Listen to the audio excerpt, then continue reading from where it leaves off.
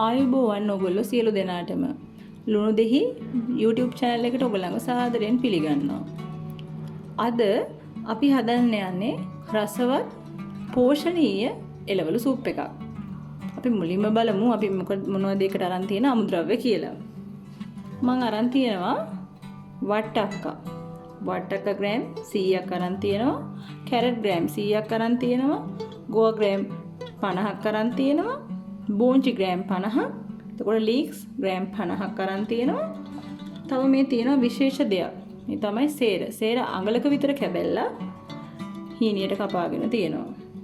මේ හැම එළවලුවකම මම ඊටාම කුඩා ප්‍රමාණ වලට තමයි කපාගෙන තියෙන්නේ. තව අරන් තියෙනවා රතු ලුණු ගෙඩි දෙකක්.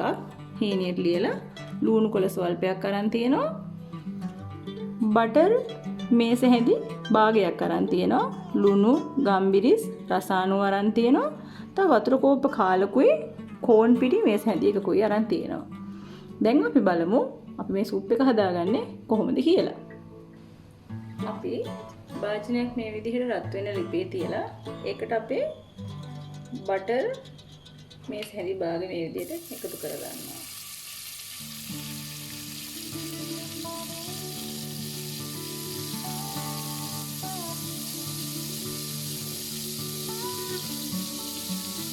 බටර් ටික ඉය වෙනකොට මම මේක එකතු කරගන්නවා.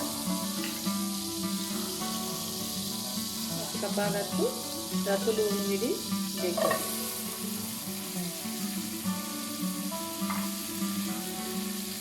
ඒක පොඩ්ඩක් මේ විදිහට යන්තම් ෆ්‍රයි කරගන්නවා. ඊට පස්සේ මම ඒක එකතු කරනවා. කපාගත්තු කැරට් වට්ටක්ක බෝංචි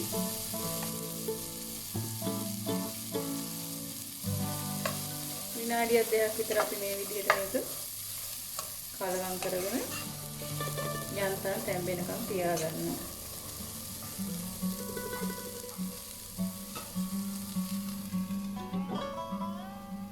මේ විනාඩි දෙකක් විතර ගියාට පස්සේ අපේ එළවලු මිශ්‍රණය දැන් මේකට අපි දානවායි අපේ කපාගත්තු ගෝවා සහ ලීක්ස්.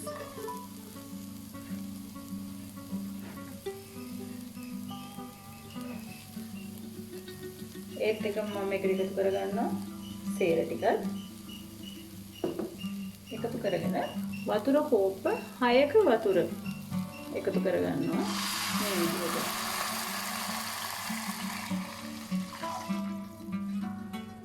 එකතු කරගෙන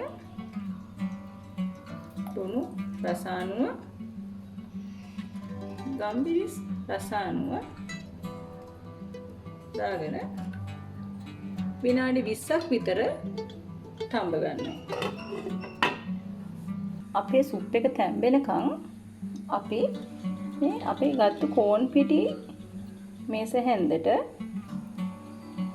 වතුර කෝප්ප කාලක් දාලා කලවම් කරගෙන තියාගන්නවා.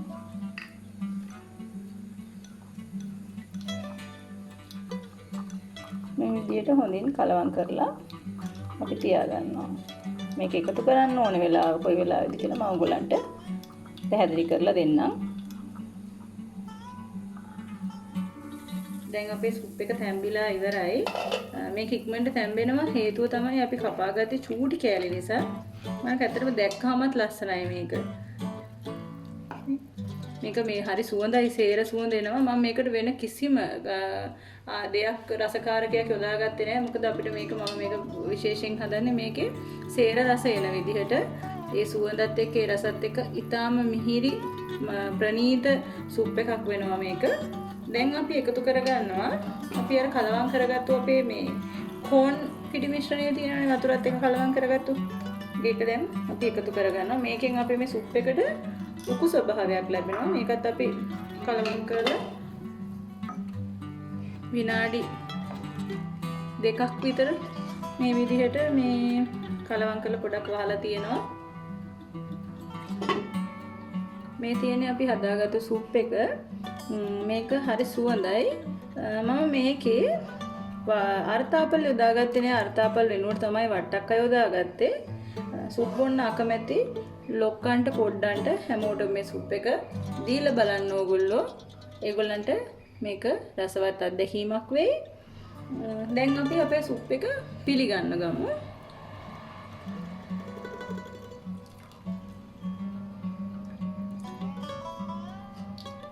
මේ බලන්න මේ පොඩි කෑලි තිබ්බහම සමහර අය කැමති නැහැ ලොකු කෑලි තියෙනකොට එළවලු කෑලි කන්න. ඒක බ්ලෙන්ඩ් කරන්න ඕනේ කියනවා. එක්කෝ ඒක අයින් කරලා පෙරලා වතුර ටික විතරක් බොනවා. නමුත් ඒ ප්‍රශ්නෙටත් මේක විසඳුමක් වෙනවා. මොකද මේ චූටියට කපාගත්තු කෑලි නිසා නොදැනුවත්වම ඒක අපි මේක සුප් එක බොනකොට ඒ කෑලි ටිකත් අපිට කෑවෙනවා.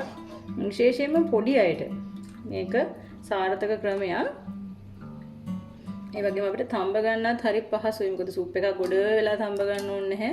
ඉක්මනට පොඩි වෙලාවකින් හදිස්සියෙන් හදා ගන්න පුළුවන් දෙයක් තමයි මේ සුප් එක. දැන් අපි මුලින් අරන් තියාගත්ත ලුණු කොළ ටික. ඔයගලන්ට මතක ඇති ඒක මම අරන් තිබ්බා. මේ අවස්ථාවේ තමයි මේ ලුණු කොළ ටික ඕන වෙන්නේ. මේ විදිහට මේ ලුණු කොළ ටික මම මෙහෙම උඩින් දා ගන්නවා. මේ ලුණු කොළ ටික අපි සුප් එකට දාලා තම්බන්න ඕනේ නැහැ. හේතුව මේ සුප් එකේ රසනෙට ලුණු කොළ ටික තැම්බෙන ලුණු කොළ ඉක්මනට මැලවෙන જાතියක් වර්ගයක්. ඒක නිසා අපිට මේක හුඟක් වෙලා තම්බන්න අවශ්‍ය නැහැ. මේ සුප් එක උඩින් දාලා අපි පිළිගන්වන මොහොත වෙනකොට ඒක තැම්බිලා තියෙනවා. ඉතින් ඔයගොල්ලොත් මේක හදලා බලන්න, බීලා බලන්න, අපිට කමෙන්ට් කරන්න, ලයික් කරන්න, ෂෙයා කරන්න, අපිව සබ්ස්ක්‍රයිබ් කරන්න.